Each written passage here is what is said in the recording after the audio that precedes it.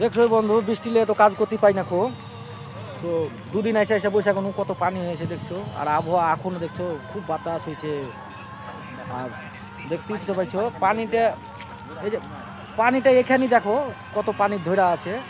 আর আবহাওয়া দেখো কেমন, ঝড়, প্রচুর ঝড় হয়েছে। আর এই যে ভাড়া করাই আছে দেখতে পাচ্ছ, গরিব মানুষ এরকম করে বসে থাকলে কি করে হবে বলো। কত কষ্ট করে আসছি বাইরে, আর কাজকর্ম করতে পারছি না। তো এদিকটা কমপ্লিট হয়ে গেছে, দেখো এদিকটা কমপ্লিট করেছি, এই দিকটা বাকি আছে। তো নমাজ তক্ক শেষ করতে পারবো কিনা ওটাও সন্দেহ। এই যে লিপো লেগে আছে, বুঝলেন।